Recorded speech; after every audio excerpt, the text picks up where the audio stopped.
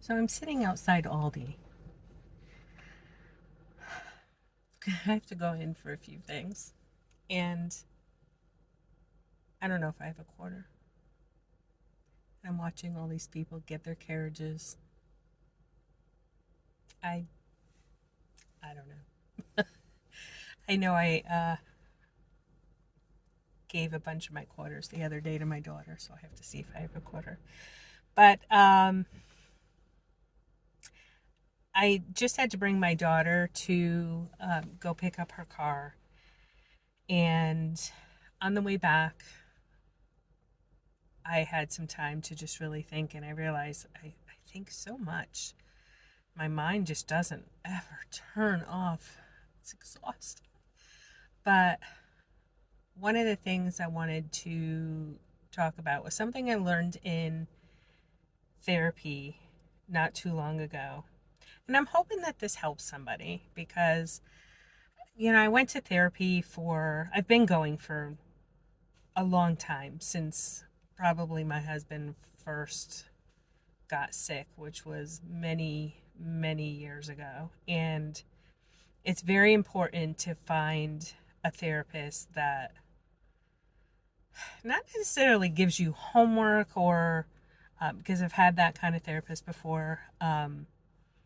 I've had some that I just felt like I go and I vent.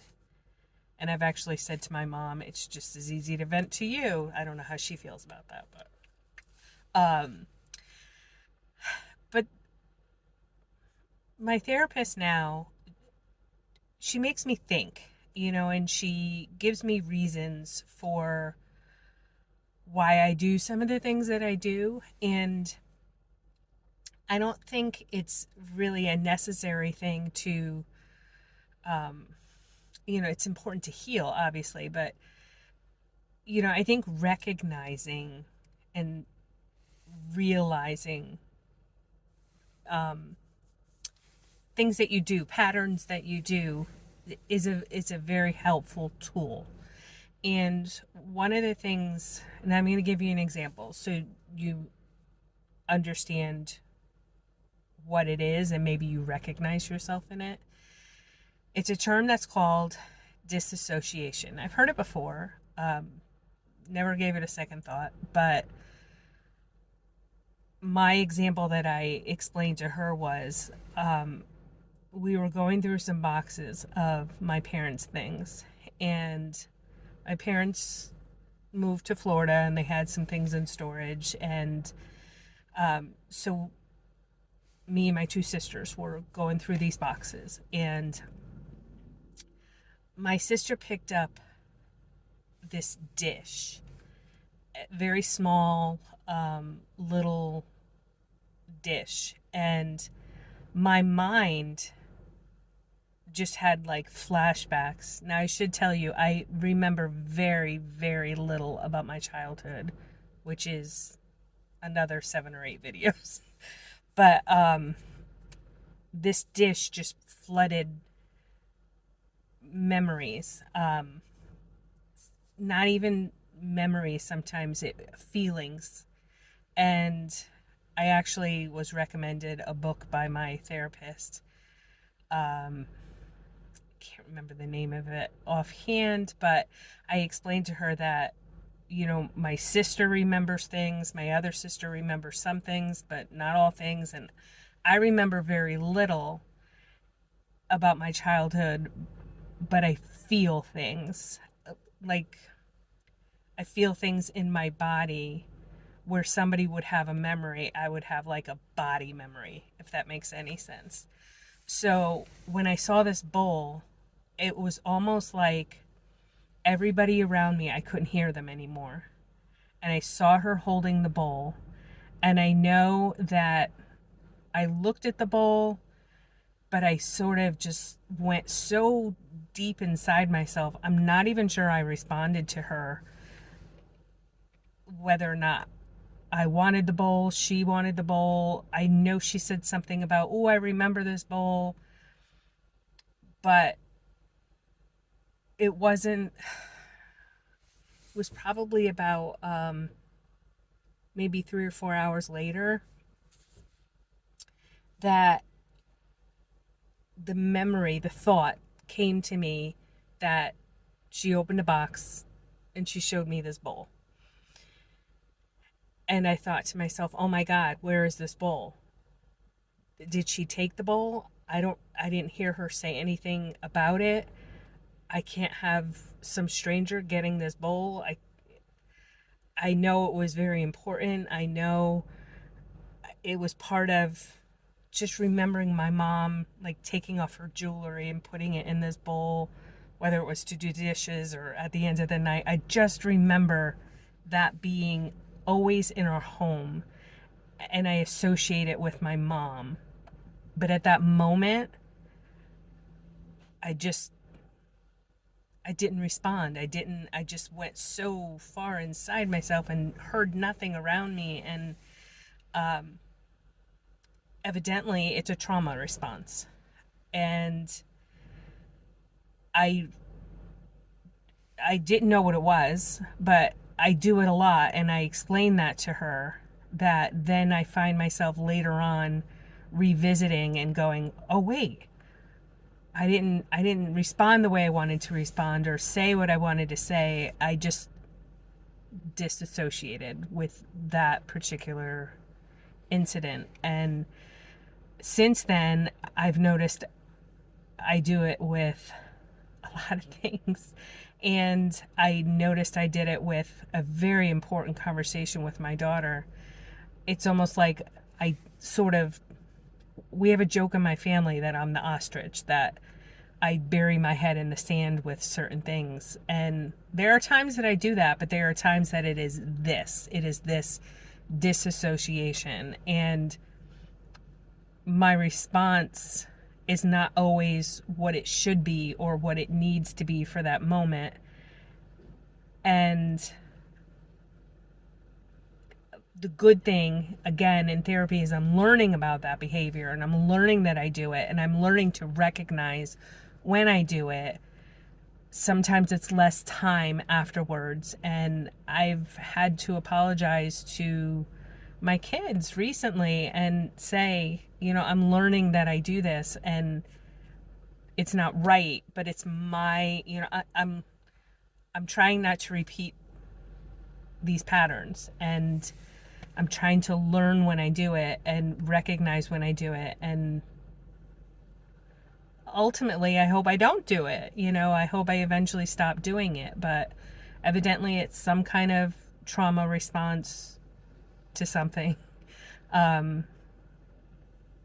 I definitely have had a lot of trauma in my life with my husband and his illnesses, and I've had a lot of trauma growing up. I